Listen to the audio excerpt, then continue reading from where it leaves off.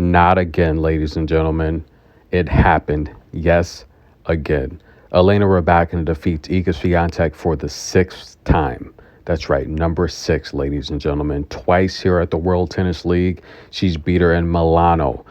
We saw her defeat her at the Australian Open. We saw her defeat Iga Swiatek at the Indian Wells. And yes, also in Rome. 6 times. Ouch. Now listen, guys. Anyone that has ever competed, certain people just have your number and there's nothing you can do about it. No matter how great or tough we think Mike Tyson is, he can't beat Evander Holyfield. He had to literally resort to biting his ear. That's how tough Holyfield is. He just has his number, and Elena Rybakina just has Iga Swiatek's number. Now listen, I wrote the blueprint on how to beat Iga Swiatek. Now listen, she's the world's number 1. She's amazing. She's great. We know that. But Elena Rybakina is just too strong. She's too tough. She's too physical.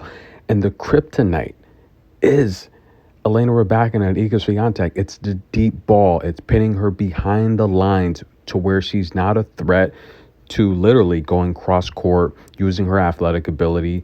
And it's forcing her to play these deep balls where she's on the defensive, where she's on the back foot. Elena Rybakina, combine that with her amazing serving ability, the leader on tour last year in aces, second in aces per match behind Alicia Parks. Elena Rybakina is big time, ladies and gentlemen. And if she comes into this 24 season healthy, she'll probably win at least one of these Grand Slams. I mean, I probably will lean to Coco winning Wimbledon and the U.S. Open. That leaves the Australian Open and possibly, I don't want to say the French Open, but that leaves the Australian Open for maybe Elena Rybakina to make it at least to the championship match again, if not win it. But listen, guys, as long as Rybakina is in Iga Swiatek's draw, she's not winning that Grand Slam, wherever it is, because Elena Rybakina is too strong. And I've said this time and time again, of all the taller players on tour, she has the best mid-range game, and she's by far the best acer on tour, right? So Elena Rybakina, she's great at getting under that shot that taller players can't make. About mid-court, she can get under with the forehand or the backhand to where she can rotate back to the baseline and continue to be a threat to her opponent. She's also working on her vertical game where she's coming forward, and you can't beat her with short balls anymore. Iga Swiatek found that out today, trying to dish out the short balls. Elena Rybakina is working on her speed, her agility, and she's covering and defending very well. And Iga Swiatek is just, she's running out of answers here, guys. It's 6-1. This head-to-head is just as bad as literally Coco versus Iga. That's how bad it is. And listen, guys, this is serious stuff. This is a lot of money at stake. Iga's such a competitor. You're seeing firsthand that there's just nothing she can do. Yelena Ostapenko, Ashley Barty, Elena Rybakina, these are the players that have beat Iga time and time again. And the reality here is it's sad to watch.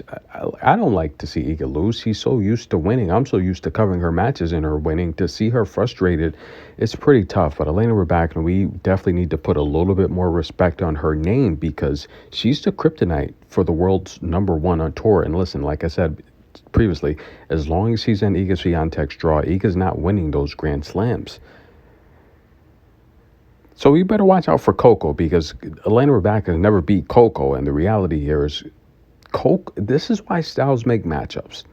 Elena Rybakina can't beat Coco because Coco's just a little too much for Rybakina. But Iga Swiatek, on the other hand, she's got to continue to work. I mean, she's the world's number 1. She's an amazing player, 4-time Grand Slam champion.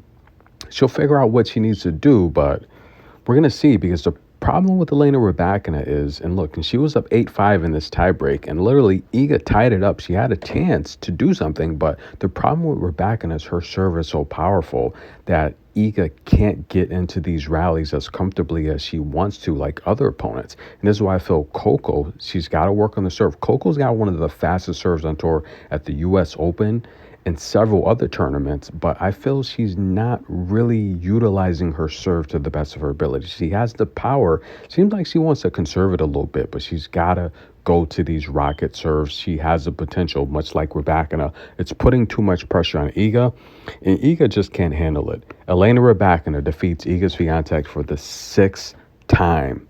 They've played 7 times and Elena Rybakina has won 6. She advances. Look, Taylor Fritz can't even believe it. Sorana Cirstea can't believe it. World Tennis League. And listen, guys, the money that these Saudi princes are throwing at these players, you better believe the WTA is they might be in trouble. Because let's just be honest, at the end of the day, it's all about the Benjamins, baby. And the reality here is if they continue to pay these players as well, I mean, they're already talking about the ATP and the WTA combining towards some type of super tour merger. They're going to have to do something because there's a lot of money overseas, and these players have shown that they are going to get it. Tennis in a Minute. Like the video, show some love. Elena Rybakina again victorious over Iga Swiatek.